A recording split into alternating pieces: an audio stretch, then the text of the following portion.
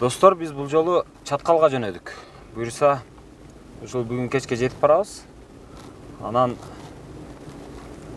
буга ушул Чаткалдын активдүү жаштары адеп чалганы себеп болуп атат. Алар тынбай чалып, жазып, ушул Чаткалга келбейсиңби? Чаткалдын шарттары менен бир таанышып кетпейсиңби? Чаткалда акчасы көп, анткени кем байлыктарга берилген лицензиялар көп, ошодон түшкөн салыктар көп. Бирок аткарылган иштер жок деген сөздөрдү айтып атышат да, ошонун барып бир өз көзүбүз менен көрүп келеличи деп баратам. Анда мен менен болуңуздар. Аман эсен жетип алсак, буюрса ошо Чаткалды толук сиздерге көрсөтүп бергенге аракет кылабыз. Кеттик.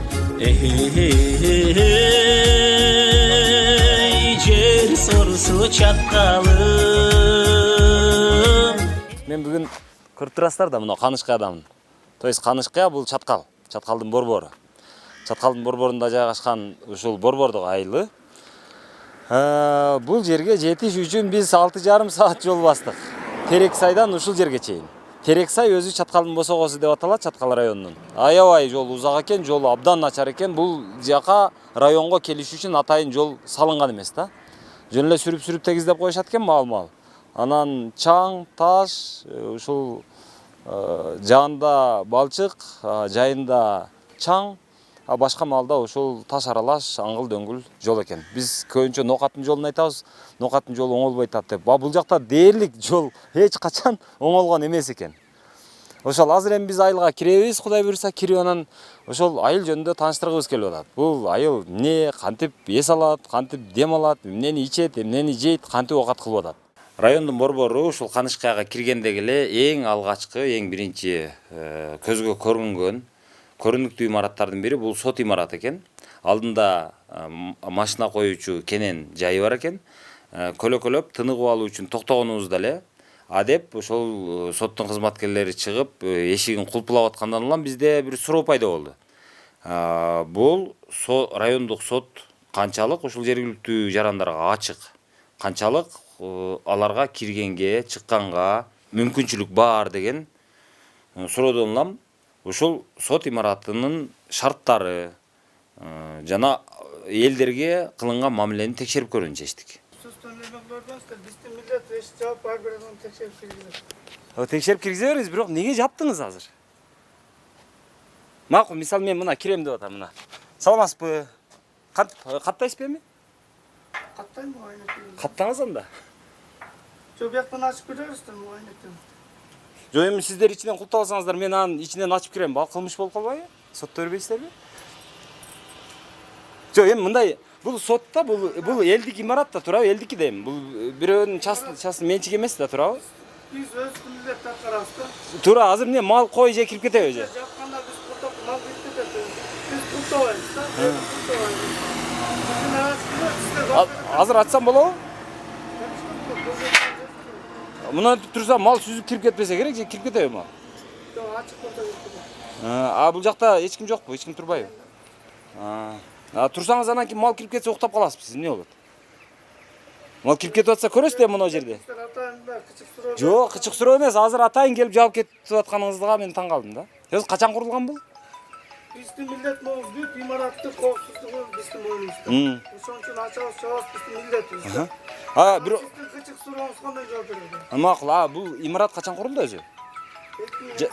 Жаңы экен да. Бул баягы мынау эмелердин жардамы менен курулду. Мына жакта кен ошого окшогон фирма.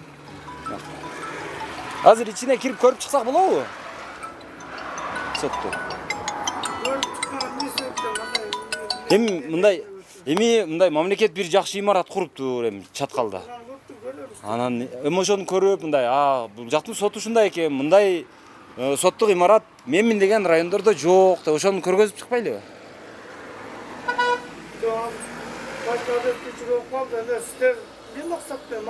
Максат ошо Чаткалды көрсөтүш, ошол эле. Чаткалдын мына мисалы больницасы кандай, суусу кандай, жолу кандай, соту кандай, ушундай ошолорду көргөзүш да. Эмнеси бар эми бул элдики өзү, элдики болсо элге көрсөтсөк болобу же болбойбу? Болбосо кирип сураңыз, Ыдырыс Сак деген бир журналист келиптир, эркин. Ал көргөзсүн мен чечпейм.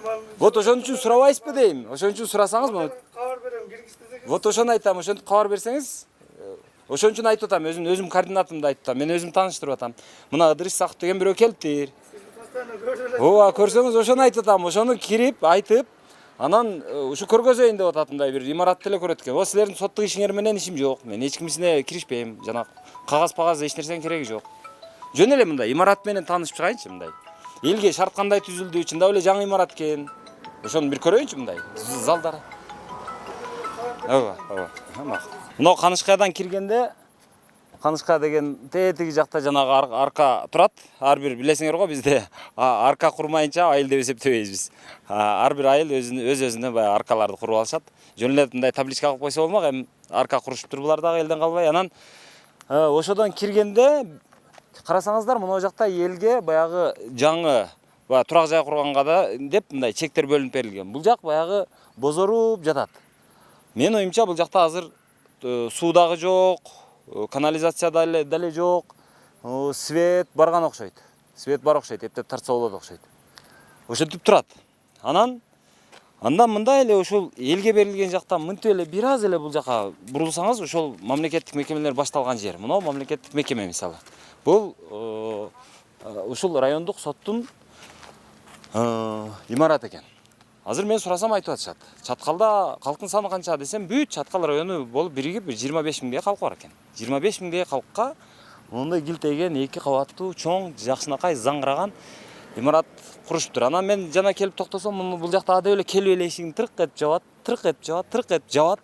Анан ошодон мен азыр сурадым. Неге эшик жабасыңар деп. Десем, бул эми мал сал кирип кетет дейт. Кирип көрөлүчү, бул шарттарын көрөлү. Азыр мен сиздерге түшүндүрүп бергим келип атат.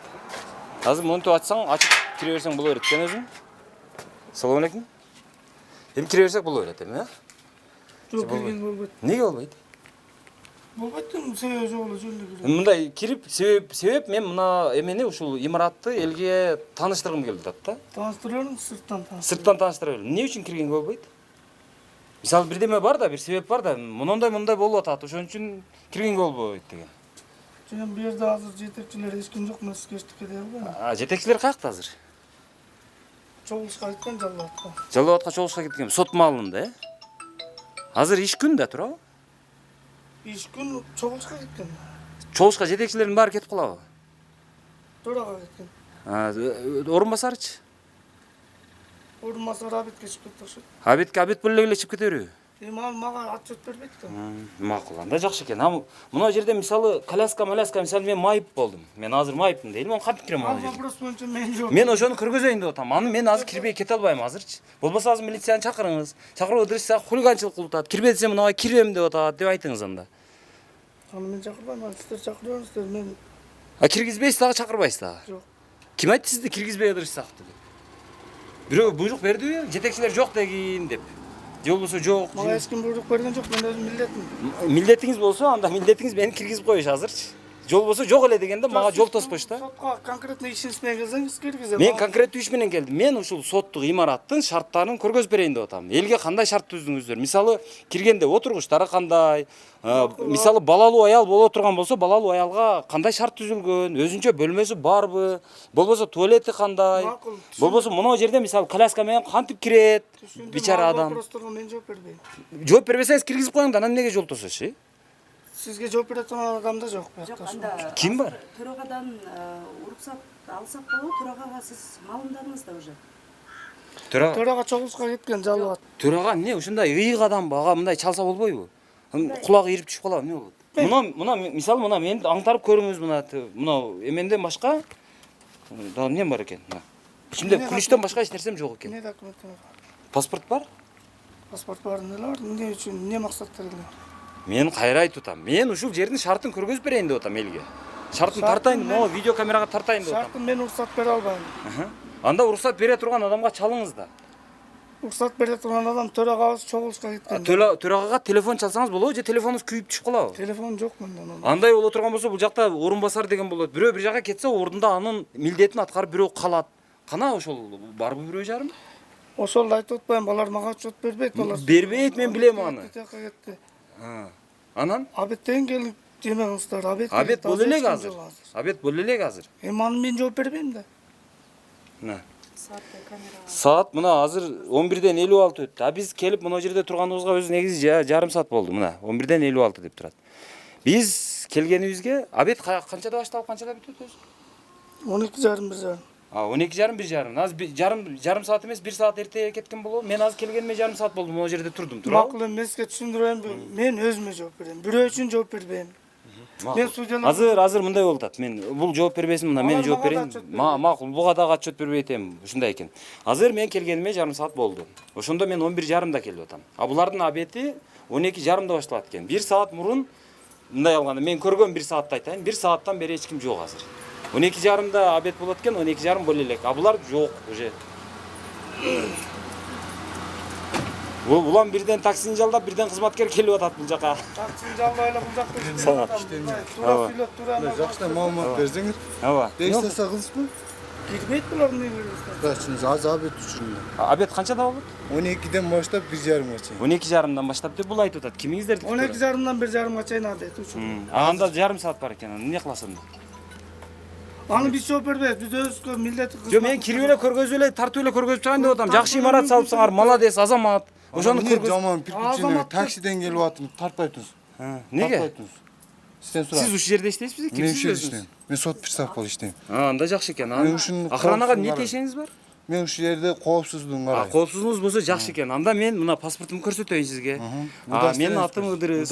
Мен удостоверением жок, мен удостоверение кылдырган эмесмин. Удостоверение көрсөтүп көрүнгөнгө. Ошондо жүргөндөр жаман. Көрүнгөн адам келип алып мен журналистмин деп кирген барбы неге? Мен кирип силерге жолтоо болбойм. Мен өзүм коридордо мен бир дагы эшикти ачып көрбөймүн. Болгону туалетти көрөмүн, анан муну көрөмүн. И болду. Анан төрагаңар болсо төрагага киремин эгер киргизсе, уруксат берсе, кабыл алса. Болбосо кирбейм мага дагы. Мен бул жерде хулиганчылык кылайын деп келген жокмун. Келип, Мына сүйлөп атпайбы такси менен келди деп. Мен ооба. Анын эмнеси бар экен такси менен келсе? ушун тура эмес сүйлөп атып, тура эмес маалымат келип атат. Сага окшогон адамдардын канчабыз башкача позиция менен келип атат. Тура азыр. Жок, мен мынтип атам. Сен жакшына эле мына бери жакта. Иш маалында, иш Мен маалында. иш маалында мен дежур болгон учурда мен өзүм келип турам өзүм ишимдечи. А бул жак азыр дежурбу? Сен башкача маалымат берип атасың. Мен такси менен келемби, бут менен келем, о менин ишим тура. Маселе анда эмес. Азыр таксиде улам шашып келип атышат дегенди айтып атам. Себеби азыр иш маалында сиз жок болуп атасыз. Сен Азыр келип удостоверение көрсөтмө, журналистмин деп. Мен Абрам мен сап бүт берем. Мен эркин журналистмин мен. Ондай чык эшикке. Чыга берейин, а? Чык. Неге Мен чыгам? көрүнгөн Мен макул, мен журналист дагы эмес. Мен любойн чакырып Жо, кел. токтоңуз. Любойн чакырып кел. Жо, токтосоңуз. Сиз Башта колуңузду алыңыз. удостоверение. Колду алың. Yo чыгып, чыгып, Чыгып мен. чыгып, өзүм полномочия менен регистрация кылып кир. Мен ошо регистрация Жок. Жок, ошол кылбайсыңарбы? Мен ошону. Мен ошону айтып атам. Сиз эс алууда болсоңуз, азыр неге келип атасыз азыр? Сиз Мен үйүңүздө азыр старший служебный приставмын. Убактылуу. Азыр берки начальнигибиз отпускада.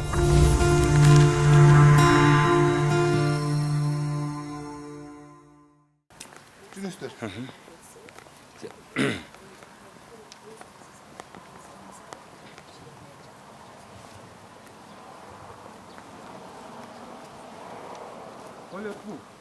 А дегенде эле мага туалеттен баштайт экенсиз. Макул. Туалет. Бул жагы мужской, бул жагы женский. Бул жагы неге жабык? Эми бизде көп адам кирип чыкпайт да. Анан жабып койдуңуз. Жабып койгон, убактылуу. Убактылуу? Жок, эми кезде адам көп болуп калса буну алып ачып коербуз. Просто эми бир сразу 4-5 адам кирбейт да. Бизге 2 жерлерден кирет. Туалетибиз. Башка жанагы жок. Башка шарты жок андан башка. Соттордун өстөрүн туалеттери бар, аны көрсөтөбүз. Булар иштейт, Анан эми булар эмеге бул жагы мужской экен эми, аны түшүндүм эми. Свети бар, иштейт, Свет иштебейт. Назактын автоматын күйгүзөбүз. Кечине күйгүзөбүз. Колго эле жабылат. Азыр эми мындай да, улуу сөздө уят жок дейт. Анан дааратканага бардык жерде барабыз. Бул адамдагы эң биринчи зарылчылыктардын бири да. Ошон үчүн мен туалетке абдан маани берем. Туалет бул же оорунун булагы болот, же болбосо ал жер мындай бир рахат алып, бир жакшына отура турган жер да, мындай. Кээ бир жерде туалетти айтып коюшат. Бул мындай ойлоно турган жер депчи. Ошо ойлоно турган жер таза болуш керек өзү. А тазалыкты талап кылыш үчүн же болбосо сен таза эмес экенсиң деп мисалы санэпидемстанция бирөөнү жетелеп келе турган болсо ошого соттук чечимди чыгарып дааратканаң таза эмес экен ошон үчүн сен ашканаңды жабышың керек деген чечимди чыгарып бере тургандар ушулар. Демек булардын мен ашкананы айтып аткан жокмун, силердин ашканаңарды эмес. Мен башкалардын ашканасы боюнча чечим чыгара турган орган деп айтып атам. Анан булардын өзүнүкү эми көрдүңөр эми жыт эми болуп калган. Анан эми экинчиси биз азыр 21-кылымда жашайбыз. 21-кылымда эми бардык мамлекет, бардык эл өзүнүн жарандарына, өзүнүн балдарына шарт түзүп аткан маал азыр. Анан ошондо мынау аялдар үчүн дааратканасына кирели. Бул жагы ачык экен. Жакшы, бирок мисалы кагаз жок бул жакта. Кагазды каяктан алышат? Кирсең көзүң ачышат эми, жүр. Бул жакта кагаз дагы жок, анан кагаз салган баягы таштанды челек дагы жок. Ал жагы иштебейт. Убакыт иштебейт. Бул жагы эми склад экен. Эми көргөзүп кое берели аны. Койчу, бул нерсени зачем? Эми бул эми несин жашыратын эми? Эми койчу, мындай нерсени 5 километрлер бар. Мына туалет иштеп атат. Макул. Бул жагы эми склад экен. Анан эми мус жанагылар, эми тарткан жараксыз нерселер. Отурам жараксыз. Аны несин көргөзсөң? Көшө биздин эми биякта кышында качагалар иштейт. Ошол убактарда эски калып калган төшөктөр бар. Эми буну эми бир моментте биз чогултуп общий төгөбүз. Бир субботник болгондо. Ошону көрсөтө алабыз. Эми зачем он мыкыр-чыкыр бири-бириси жаман көрүшкөн? Жүр. Мына туалеттер көрсөттүң эле. Аны 5 жанагынын кышын кажет жок. Макул. Эми даараткананы эмне үчүн ыдырыс барганда дааратканага асыла берет деген сөз болушу мүмкүн, бирок даараткананын ушундай зарылчылыгы бар. Азыр балдар үчүн өзүнчө жаңы стандарт боюнча, мисалы мынау азыр бир нече миллионго курулду да эми. Курулгандан кийин ошого жараша адамдар, чиновниктер өзүнүн элин сүйүш керек да. Өзүнүн элин сүйгөндө өзүнүн элине кам көрөт. Кам көргөндө кантип көрүш керек? Ал кадимки мына майып келсе кантип кирет дааратканага, балалуу аял келсе кантип кирет туалетке, анан анын баласын кантип чөргөйт. Эми Бишкекке барсаң, кээ бир айрым гана кафелерде ушундай шартты түзүп койгон, кирсең аялдар үчүн, балдар үчүн, ошо балаңды монтип жаткырып, ошол жерде баланы чөргөп, жанагы кайрадан чөргөп, кийимин жалаягын алмаштырып, анын баягы памперстерин алмаштырып, кайрадан башкадан памперс кийгизе турган шарттардан бери түзүп койгон. Анын баардыгы азыр бизде мына биринчи кезекте ошол окшогон мамлекеттик чоң мекемелерде болушу керек эле. Ал жок азырдан бери. Эми экинчисин комментарий берем, бербей кантип кетем мен? Азыр мен көргөнүмдү айтам да, мен туалет боюнча эле. Не болот? Туалет боюнча комментарий жооп берейин деп. Бериңиз. Жаш балдар бизде памперс жана нар жак бер жак. Памперс эмес, дарат кагаз дагы жок экен го. Жок, бизде эми дарат кагаз биз өзүбүзгө Эл, мына бирөө келди, бир жабырлануучу келди азыр. Соттон адилеттүүлүк издеп келип атат. Келип анан ушул жерден кагаз издеп жүрүш керек дейм, туурабы? Бизде постоянно бумага болчу. Мен бүгүн же мен 2-3 күн ишке дежурдан кеткенден кийин мен контролдо болупмун чындап. Негизи бар бумагачы. Анан эми муну караңыздар, эми сот наркы жакта боло турган болсо, калыбына келтирүү бөлмөсү дейт. Бул неке мен түшүнгөн жокмун. Бул эмне өзү? Процесс учурунда кээ бир адамдардын эзи болуп калат. Скорый чакырабыз, бул жактан келет. Бул жакка мен кабинеттерин ача албайм, менде күчү жок. Мен жок, кирбейм. Өстөр эз алдыруучу жай. Адам ооруп калат, бир момент процесс угалы кылмыш иши жарандык иш болуп калат. Ошол моменттерде бири-бирине түшүнбөстөр болот. Кээ бир адам давлениеси болот, кээ бир адам жүрөгү ооруйт, кээ бир ошол учурда ийне сайып биз дем алдырып турабыз, скорый келгенче. Суу берип жанап турабыз. Жакшы экен. Бирок скорый мына жерге келет, скорыйды чакырышты, эми элестеткиле, мына жерден келди, скорый мына жерге токтоду, тез жардам машинасы. Анан келгендеги бул жактан чыгышы мүмкүн экен. Бирок азыр мына караңыздар эми. Бул жактан мына сыныптыр. Бул бошоптур, мыналар талкаланыптыр, мына талкаланыптыр, мына чыгыптыр, мына чыгыптыр, мына чыгыптыр, бул чыгыптыр, бул чыгыптыр. Мына чыгыптыр, бул чыгыптыр. Бул 2018 курулду деп атат. 4 жыл өтө элек, туурабы? 4 жыл өтө элек. Эми тендер уткан адамдар. Мен аны макул. Мамлекеттик тендер кандай жана? Эми тендерди көрүп атасыңар. Кече мен барып жанагы Каракул, жанагы Баткенге баргандагы тендерди көрдүңөр. Бир туалетте азыр мына туалет канчага курулду билбейм, бирок. Жүрөс. Тыкылдатып атат, ачып кой. Ушундай. Анан эми ошол тендердин сапаты мындай миллиондор кетип атат, бирок сапаты ушул 4 жылга жетпей эч нерсеси калбай калып атат да. Анан мен жакшы жагын айтайын. Жакшы жагы мына бедес экен. Экинчи орун. Мынау макул. Анан мынау арчаларды эгиптир, арчанын дээрлик бардыгы көктөптүр. Жакшы мунусу. Анан дагы бир жакшы жери мына жакта мынау адамдар үчүн келгенде отургучтар коюлуптур. Мына 1, 2, 3 отургуч бар экен. Эми жок дегенде ушул 3 отургуч дагы жакшы. Анткени көп мекемелерде ушинтип отургуч коюп койбойт. Барасын саргары отурасында же аптапта же жаанда. Же болсо мондай бир жерде ушинтип баягы көтөрүп келген папкаңды көчүңө коюп баягы муздак бетондо отурганга туура келет. Ага караганда бул жер жакшы экен, азамат. Муну болуп атат, азыр көлөкөдө жок дегенде ошо бетиңди ошо бир аз күндөн далдуулап отурганга шарты бар экен. Бул жагына мына алмалар эгилиптир, жакшы. Мына жагына азыр баягы коляска менен киргенге майыптар үчүн жанагы жолчо курулган. Бирок бир нерсе бар. Ушу майыптар үчүн дагы бир өзүнчө көңүл бөлүп айта кетейин. Наркы жактан кирип атканда коляска кире турган жери жок. Анан берки чоң дарбазаны ачышка туура келет экен. Ооба. Анан ошол коляска менен адам кирет экен. Киргенден кийин токтоп туруң эле. Киргенден кийин бир нерсе бар. Мынау нерсенин ушул жолчонун, коляска жүрүүчү жолчонун бийиктиги канча градус болуш керектиги жөнүндө Кыргызстанда жалпы кабыл алган бир стандарт жок, ГОСТ жок. Ошонун айынан бирөө мынтип курат, бирөө мынтип курат, же бирөө мынтип курат. Бирөө тар курат, бирөө кенен куруп салат. Ошонун жалпы бир стандарты бизде каралып, иштелип чыга элек. Ошонун айынан барсаңыздар көрөсүздөр баягы. Бир жерде жөн эле ал жерде мойнуң үзүлгүдөй болуп турат да, ушундай тик. Кээ бир жерде мындай жапыз. Мону деле бир аз тигирээк көрүнүп атат мага. Себеби могу жерден колясканы ушул жерден түртүп чыгыш өтө кыйын менимче. Андан сырткары мунун бир аз эле мындай койсо жайы бар экен. Орун бар. Мунан бир аз мындай узунураак мына жерге чейин кылса, балким мына жерге чейин кылса жакшыраак болот эле да. Жок, мен сизге айтып аткан жокмун, мен жалпы курулуш жөнүндө айттым. Ичкери жакта дагы дааратканасы барбы?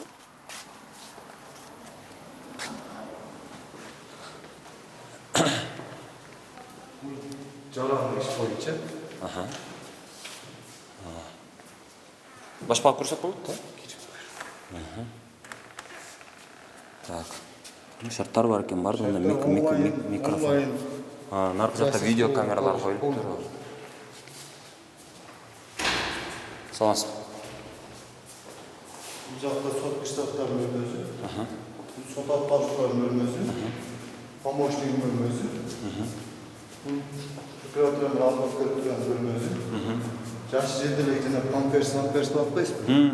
Ошол өстө жайгашып турган бөлмө. Кирсек болобу, кирип көрсөк шартын? Эми кирген уш. Башка жанагы жок, киргиз. Бул жер жана бири-бирин беттештире тургандай эле эме го. Бул жерде баласын көтөрүп келген памперс алмаштырам менин үчүн да добро. Эшик постоянно ачык балдар үчүн. Балдарын бөлүп туруш керек учурлар болот. жок, азыр мындай алганда адвокаттар жеке сүйлөшө турган же Жок, нар жак адвокат менен прокуратура жеке сүйлөшө турган жер. Бул жакчы? Бул жак мындай айтканда аз жок. Негизи процесс учунда балдар туалет кылат, детский туалет.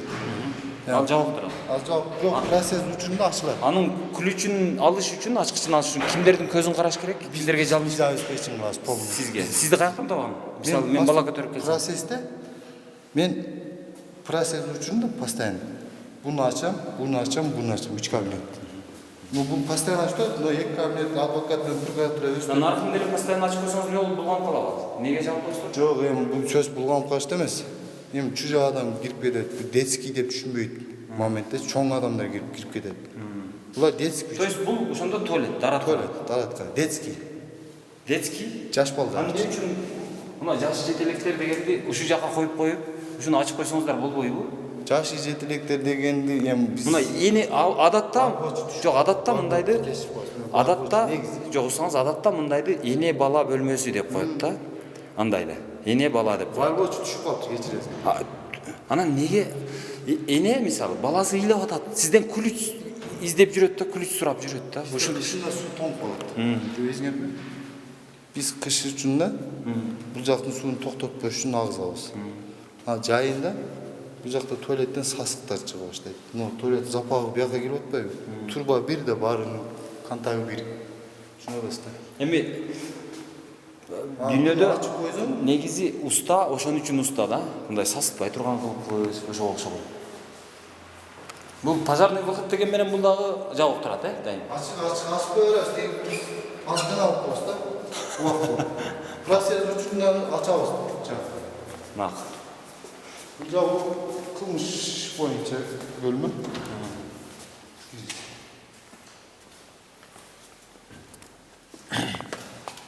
Şey çoğurdu, süt kabaydı. Bu cevabı kerala gergin soru oldu. Sokaklar çok küçük bir arada. Su devri kristal vardı. Bu cevabı kılmış kılma. Bu cevabı müşkül anlamda buyuruyor. Ama aklına gibi. Ыдырыс. Biz dersin daha rahat para var. Макул. Esnafıydı. Макул. Bazı mamlekette büyük bir rahmetli. Ben size bir söz Мен мага бир эле суроо кызык. Nojide öten adam ne diyor? Bizde töreğe men suydan ruhsatı yok girgiz almıyor. Макул. Маселе жок. Мага азыр кызматкерлер өздөрү кайсыл дааратканага барышат, мага ошол. Biz sırttagı darat. Сыртка. Бумагаңарды өзүңөр көтөрүп аласың. Jo bu maga uspoçu. İmенно bugün siler gelip kalan bilbey. Сот дагы ошого барабы? Жоқ. Соттун өзүнүн соты. Üstü ıldıydı canavar. Карапайым эдемдерге, адамдарга чортамандарга боло берет, Tamam emez. Yaman jaman da var. Barız ile gireriz. Barız ile çıkabız da. Hem başka adam seni yoldan toktop da töt gitmeyince biz girişpeyinge положение emesmiz da. Макул. Макул, рахмат. Бул өзү канча чарчы метр вообще? Азыр эми мен болжол менен айтайын. Болжол менен бир 300 боло турган болсо, бир 600-650 чарчы метр жер экен. Аянты, жалпы аянты. Анан эми өзү болгону 20 миң калкы бар эми. 20 миңби, 25 миңби? Калкы ошол. Бул муну тен аркы мындан 80 км нар жактагы жана Терексай баягы шаарчасын кошсоң анан ошо 20 миң араң жетет да. Анан мынтип жакшына имаратты салышкан, азыр соттук иш дагы жок, сот өзү дагы жок, соттун жанагы орун басары дагы жок, абет боло элек, эч ким жок. Joyum аны жаназа. Моментте азыр бу деризге төрега менен судья кактыл азыр. Убактылуу. Бирөө 30-када. Töreğe demek etken çoğuşka etken jallat. Ja жаллатка чогулушка кетти. Судья Судьям bizga отчет бербейт өзүнүн иштерин менен. өзүнүн иштери менен биз анан кармай албайбыз да. Анан жок деп жаман комментарий берип Сотторго мындай график эч тиешелүү эмес, график учунда бизде Алар календарь коюп коет. Саат мынчадан мынчага чейин процесс. соттук Соттор жөнүндө биз жооп бере албайбыз. Алар өздөрүнүн. Алар өздөрүнүн иши. макул бир эле дежурный судья азыр отурабы ошол жерде? Мен мындай отурганды мындай эле көрүп кетсем жакшы болот. Дежурный пристав бар. Эки эле судья бар бизде. Дежурный эки эле төрега бирөө. Макул. Макул анда болуп тур анда. Рахмат, жакшы калыңыздар. Ушул эле болчу, ушуга ушунча. Биз үчүн